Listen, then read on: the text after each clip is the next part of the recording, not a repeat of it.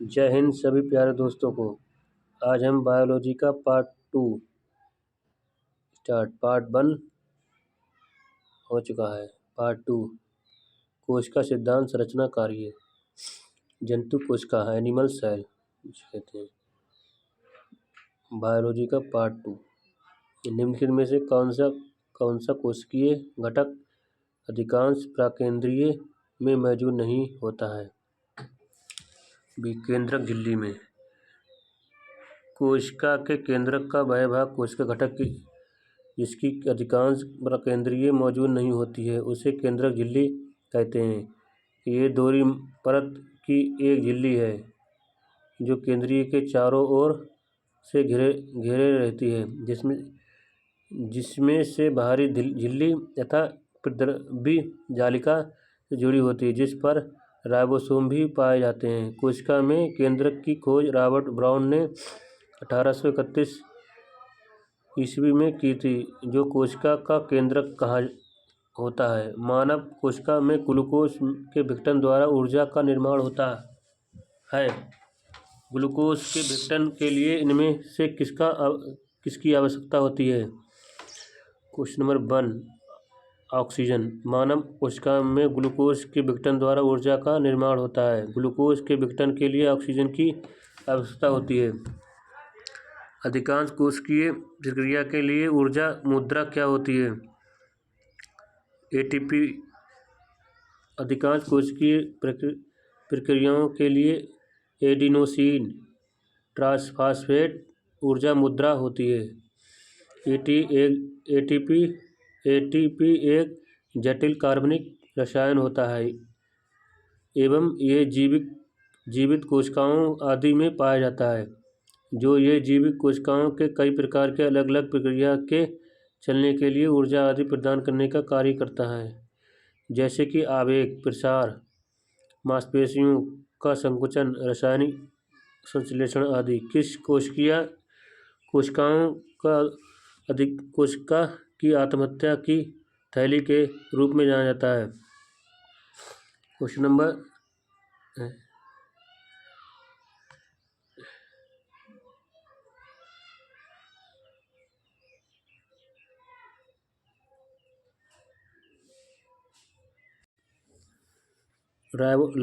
Lysosome को कोशिका की आत्महत्या थैली कहते हैं क्योंकि इसमें हाइड्रोलिटिक एंजाइम पाए जाते हैं। लाइसोसोम का pH 4.5 अम्लीय होता है। कोशिका के 6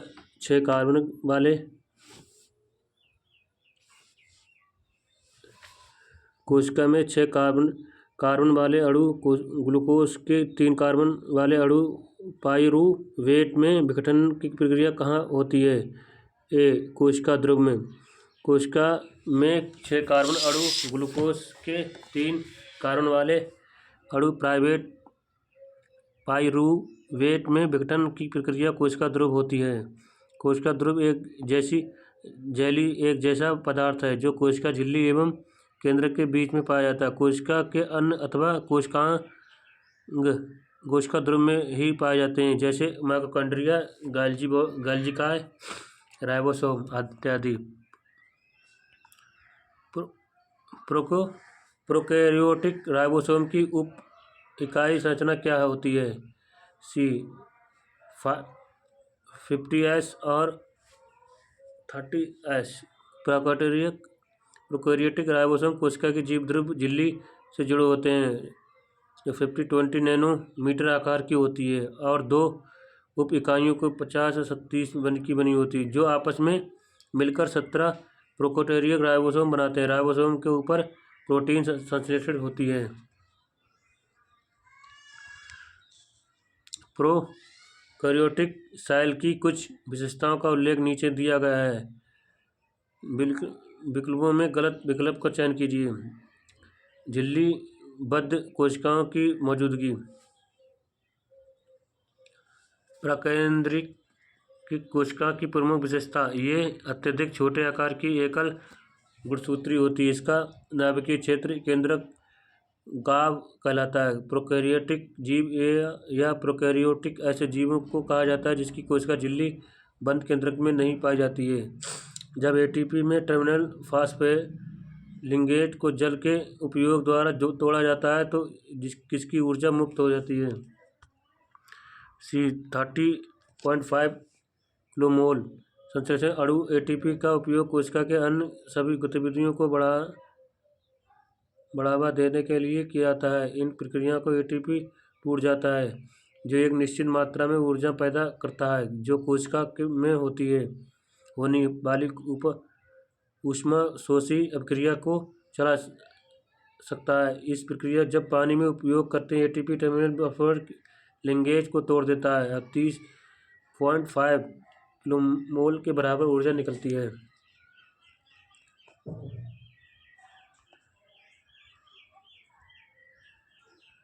कौन सा कोशिकांग विषाक्त पदार्थ को औषधियों के जहरीले प्रभाव को खत्म कर देती है? अंतर्द्रव्यीय जालिका। अंतर्द्रव्यीय जालिका एंडोप्लाज्मिक रेटिकुलम और यूकेरियोटिक सेल की स्थिति झिल्लीदार कोशिका हैं। इनका प्रमुख कार्य विषाक्त पदार्थ औषधियों के जहरीले प्रभाव को खत्म करता है। अंतर्द्रव्यीय जालिका की रचना प्लाज्मा झिल्ली के समान होती है। निम्नलिखित में किस प्राणी ऊतक के चपटी कोशिका होती है? सल्की उपकला ऊतक का एक चपटी कोशिका के पहले स्तर से बना होता है जिसके किनारे अनियमित होते हैं। ये ऊतक रक्त वाहिकाओं में भित्ति में फेफड़ों जैसे वायु कोश में पाया जाता है। ये विसरण सीमा का कार्य करता है। निम्नलिखित में से कौन सा कथन गलत है? क्वेश्चन नंबर डी, माइटोकॉन्ड्रिया में ऑक्सीजन की सहायता से एसिटिक अम्ल का विघटन होता है। गलत है। दिए गए कथनों में 4 गलत है। माइटोकॉन्ड्रिया में ऑक्सीजन की सहायता से एसिटिक का विघटन नहीं होता है बल्कि पाइरूवेट का विघटन होता है। माइटोकॉन्ड्रिया को कोशिका का पावर हाउस कहा जाता है। क्वेश्चन नंबर केशरुकियों का यकृत कोशिकाओं में एसईआर द्वारा कौन सा महत्वपूर्ण कार्य करता है? ए, औषधियों और विषयों को निरावीशीकरण। केशरू प्रणाली जीवों के यकृत कोशिकाओं में स्मूथ एंडोप्लाज्मिक रेटिकुलम नामक पदार्थ स्रावित होता है तथा एक चिकनी झिल्ली नुमा परत पाई जाती है जिसका मुख्य कार्य औषधियों और विषयों का निरावीशीकरण निर्मुक्त करने की महत्वपूर्ण निभाता है। नीचे दिए गए चित्रों में ए और बी दो प्रकार के कोशिका विभाजन का दर्शाया गया है। इसमें संबंध कौन सा विकल्प निम्नलिखित प्रश्नों का सही उत्तर दिया है? क्वेश्चन नंबर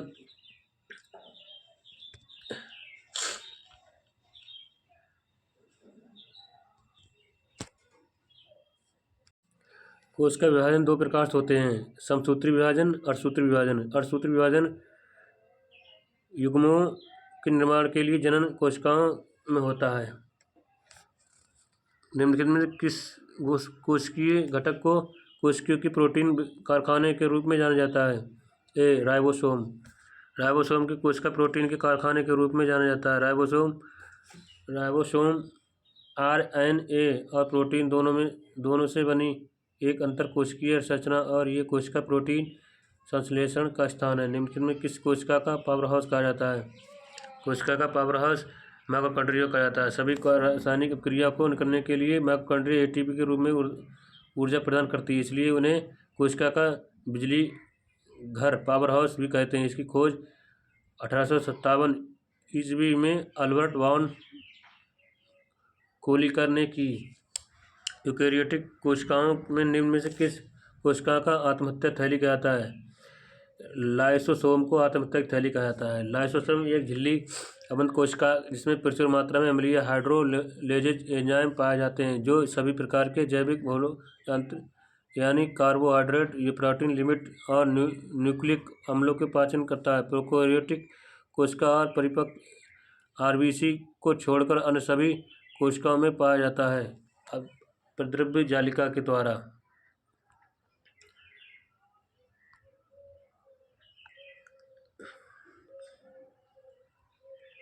निम्न में किस कोशिकाओं की आत्महत्या थैली कहते हैं?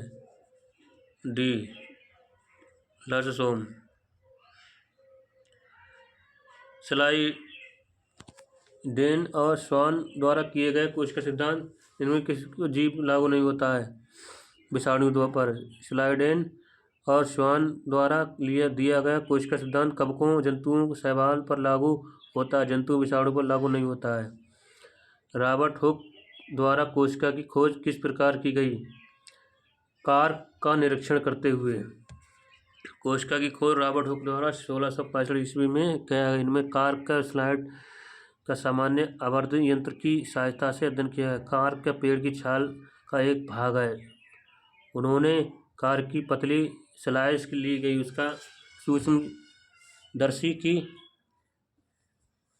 सहायता से अध्ययन किया। उन्होंने कार्क की स्लाइस में अनेक कोष्ठयुक्त अथवा विभाजन बक्से देखे। बक्से मधुमक्खी के छल्ले समान दिखाई देते हैं। कोशिका की खोज किसने की थी? कोशिका की खोज रॉबर्ट हुक ने की थी। केंद्रक और कोशिका झिल्ली के बीच मौजूद जेल जैसे पदार्थ को क्या कहा जाता है? कोशिका ध्रुव।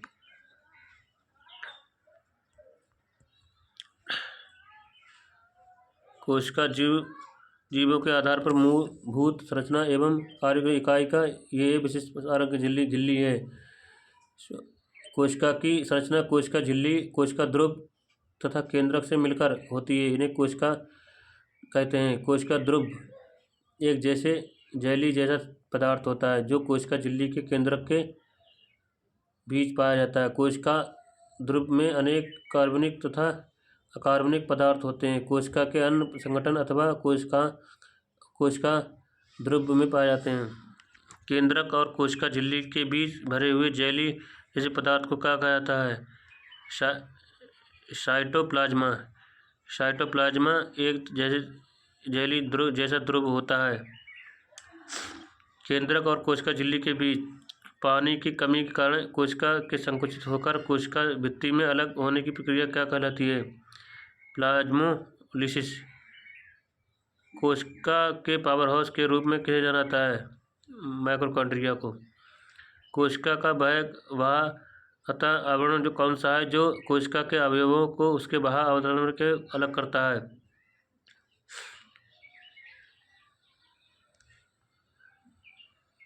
ए प्लाज्मा झिल्ली। कोशिका के सबसे बाहर चारों ओर एक बहुत पतली, मुलायम और लचीली झिल्ली होती है जिसे कोशिका झिल्ली या प्लाज्मा मेम्ब्रेन और प्लाज्मा झिल्ली कहते हैं। ये झिल्ली जीवित अर्धपारगम्य के कोशिका अवयवों को बाह्य वातावरण से अलग करती है। कोशिका झिल्ली लिपिड प्रोटीन की बनी होती है। ये भिन्न भिन्न प्रकार के अणुओं बाहर निकलने के अंदर आने की प्रक्रिया होती है। इक्वेटोरियल प्लेट कोशिका के केंद्रक गुणसूत्र का संरेखीय माइटोसिस के रूप में जाना जाता है, गठन करता है। सी मेटाफेज। मेटाफेज के दौरान गुणसूत्र इक्वेटोरियल प्लेट पर कोशिका के केंद्रक में संरेखीय होते हैं। ये ध्रुवीय और तंतु गुणसूत्रों के सेंट्रोमियर जुड़े होते हैं। उल्लेखनीय है मेटाफेज समसूत्री विभाजन का द्वितीय चरण है। इस चरण में सेंट्रोमियर विभाजन होता है और अलग किए गए क्रोमेटिक स्वतंत्र संतरी गुणसूत्र होते हैं। स्वतंत्र अस्तित्व के सक्षम जीव की सबसे छोटी इकाई क्या होगी? कोशिका। स्वतंत्र अस्तित्व के सक्षम जीव की सबसे छोटी इकाई कोशिका होती है। ये जीव मूलभूत इकाई के नाम से जाना जाता है। मनुष्य के अन्य जीव जंतु पेड़ पौधों का निर्माण कोशिका से हुआ है। बिना कोशिका से किसी भी जीव का निर्जीवन संभव है। अमीबा से लेकर सभी विशालकाय प्राणियों को कोशिका पाई जाती है। जीवन की मूलभूत इकाई क्या है? जीवन की मूलभूत इकाई कोशिका है। पुटिकाओं में प्रोटीन और लिपिड के परिवहन, संशोधन, पैकेजिंग के लिए निम्नलिखित में कौन सा कोशिकांग उत्तरदायी है? गाल्जी काय। निम्नलिखित में कौन सी झिल्ली संयोजित थैली पाचन एंजाइम को पाई जाती है?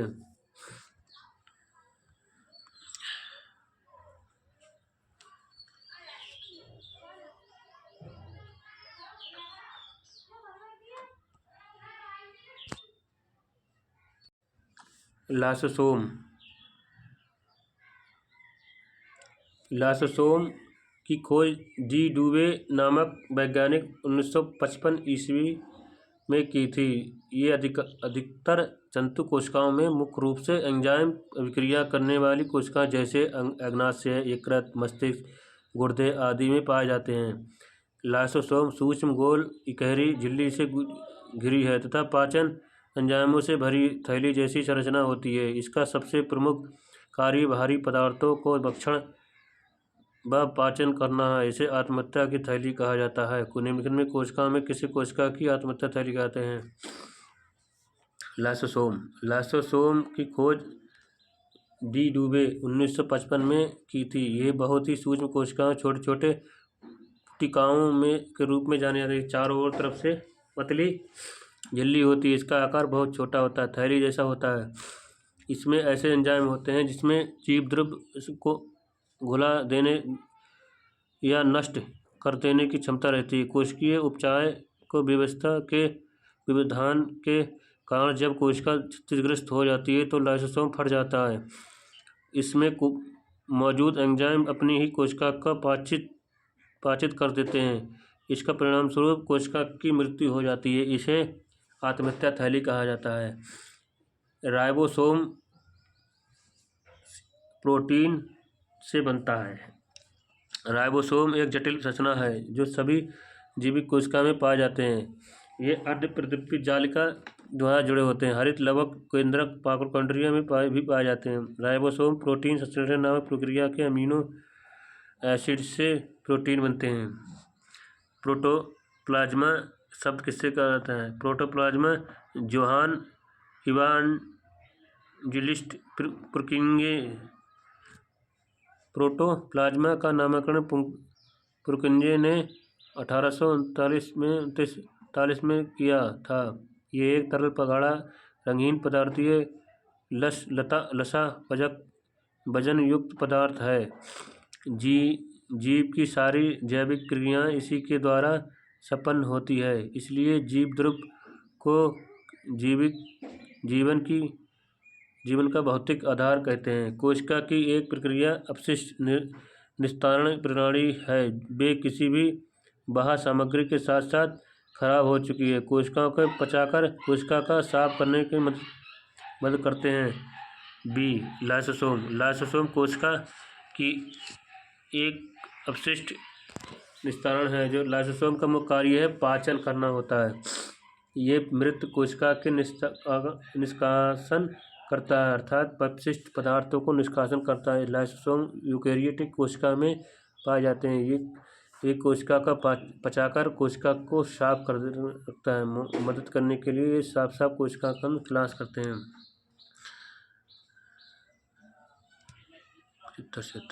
निम्नलिखित में से कौन सी किस बाह्य सामग्री पचाकर कोशिका को साफ रखने की सहायता होता है? साफ कोशिका के क्लास में क्या क्लांत भी कहते हैं। B lysosome. निम्नलिखित में से कौन सा कथन असत्य है? ए पादप कोशिका में जंतु कोशिका की तुलना में छोटी रिक्तियाँ पाई जाती हैं। ए आकार में पादप कोशिका जंतु कोशिका से बड़ी होती है। जंतु कोशिका प्रायः आकार से छोटी होती है। सेलुलोज जैसे प्लाज्मा झिल्ली से बनी कोशिका भित्ति उपस्थित है। जंतु कोशिका से ये बनी भित्ति अनुपस्थित होती है।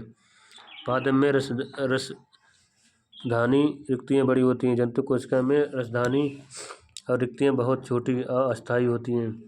लवक पाए जाते हैं, लवक नहीं होते हैं। इनमें से कौन सा तरल पदार्थ जो आंत में अवशोषित वसा को ग्रहण करता है, अतिरिक्त द्रव्य को अतिरिक्त कोशिका स्थान पर वापस रक्त में ले जाता है? लसिका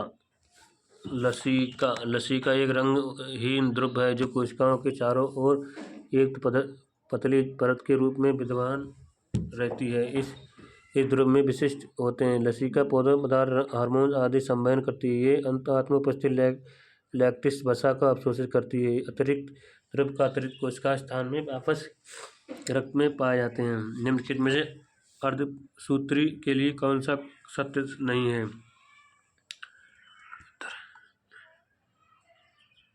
अर्धसूत्री विभाजन के जन्म कोशिका होता है। ये निम्नलिखित दो अर्धसूत्री परिणाम कोशिका की कुछ संख्या आदि रहती है। अर्धसूत्री का जनक भिन्न गुणसूत्र होने के साथ आनुवंशिक विभिन्नता होती है। इस विवाह के दौरान विभाजन के दौरान गुणसूत्रों के बीच आनुवंशिकता पदार्थों का आदान प्रदान होता है। किस कोशिकाएं को कोशिका मास्टर कहा जाता है? डी नाभिक का मास्टर कहा जाता है। नाभिक को कोशिका के डीएनए की ब्लूप्रिंट के अवयव अपने समाहित रखता है। किस कोशिका में मौजूद सबसे बड़ा कोशिकांत कौन सा है? नाभिक कोशिका सबसे बड़ा कोशिकांत नाभिक है। कोशिका की क्रियाकलाप को नियंत्रित है। निम्नलिखित में किस कोशिका का प्रोटीन कारखाना कहा जाता है? डी राइबोसोम सजीव कोशिका के ध्रुव में स्थित है। बहुत सूक्ष्म कण है जिसकी प्रोटीन स्थिति में महत्वपूर्ण भूमिका निभाती है, इसलिए कोशिका का प्रोटीन फैक्ट्री कहा जाता है। निम्नलिखित में कौन सा कोशिकीय केवल पशु कोशिका में पाया जाता है? ए लाइसोसोम जंतु कोशिका मुक्त पाया जाता है। इसकी खोज 1950 में ड्यूडी ने की। इसका कार्य कोशिका एंडोसायोमों द्वारा लाए गए प्रोटीन तथा अन्य पदार्थ का पाचन, भोजन की कमी के समय लाइसोसोम साइटोप्लाज्मा में स्थित प्रोटीन, लिपिड, कार्बोहाइड्रेट का पाचन करता है। इसी कारण इसे आत्महत्या की थैली कहते हैं। शरीर में लगी चोट के मरम्मत के लिए किस प्रकार से सेल विभाजन का प्रयोग किया जाता है? केवल समसूत्री द्वारा।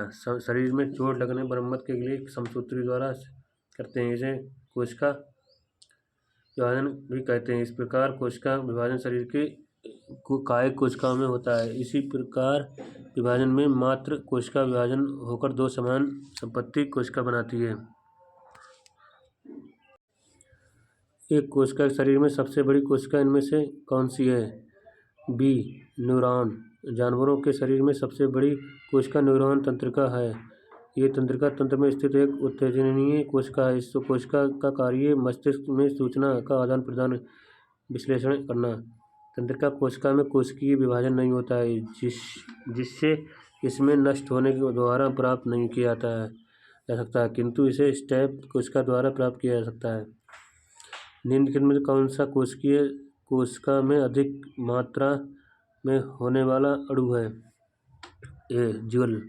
कोशिका सजीव के शरीर के रचनाओं के रचनात्मक और क्रियात्मक इकाई हैं। कुछ सजीव जैसे जंतुओं के शरीर में एक ही कोशिका के बने होते हैं, इन्हें एक कोशिकीय जीव कहते हैं, जबकि कुछ सजीव जैसे मनुष्य के शरीर अनेक कोशिका के मिलकर बना होता है, उन्हें बहुकोशिकीय जीव कहते हैं। कोशिका के भीतर निम्नलिखित संरचनाएं पाई जाती हैं। केंद्रक का केंद्रकीय जीव ध्रुव, गाल्जिकाय, कणभ सूत्र, अंतर्ध्रुव जालिका, गुणसूत्र, राइबोसोम, सेंट्रोसोम, लवक।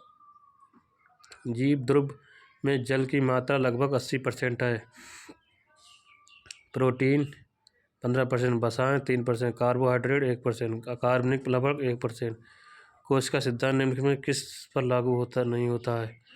विषाणु पर। निम्नलिखित में सेलुलोज लाइसोसोम।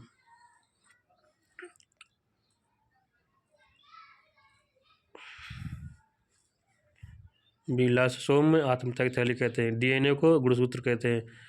माइटोकॉन्ड्रिया को पावर हाउस कहते हैं। लाइसोसोम को आत्महत्या की थैली कहते हैं। डीएनए को गुणसूत्र कहते हैं। माइटोकॉन्ड्रिया को पावर हाउस कहते हैं। कोशिका फंक्शनल क्रियाओं का नियंत्रण कौन करता है? डी केंद्रक।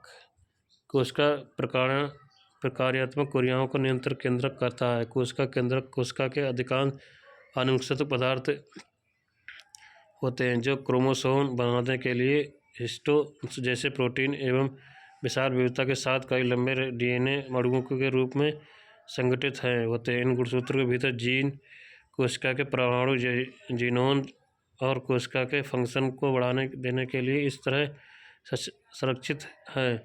नाभिक जीव की अखंडता को बनाए रखना और जीन की अभिव्यक्ति को नियंत्रित करने की कोशिका की गतिविधियों को नियंत्रित करना, इसलिए नाभिक सेल का नियंत्रण केंद्र है। सूत्री विभाजन के चरणों का नाम बताएं जिसके दौरान विभाजन सेल के द्वारा मध्य रेखा पर स्थित है। सी मेटाफेज। सूत्री विभाजन मुख्य जनक कोशिका के अतिरिक्त सभी जीवित कोशिकाओं में होता है। सूत्र विभाजन प्रक्रिया अंतर्गत मुख्यतः एक कोशिकीय जीवधारियों के जनक होता है। बहुकोशिकीय जीवधारियों में वृद्धि होता है। जीवधारियों में सूत्र विभाजन का प्रक्रिया निरंतर चलती रहती है। पौधे में सूत्र विभाजन मुख्यतः विभज्यों तक कोशिका में होता है। कोशिका जड़ तने के चीर पर स्थित होती है। सूत्र विभाजन प्रक्रिया के मेटाफेज चरण के दौरान विभाजकीय कोशिका के गुणसूत्र मध्य रेखा में स्थित है। अब जो पादप कोशिका कल की क्लास में, आज नहीं। नमस्कार।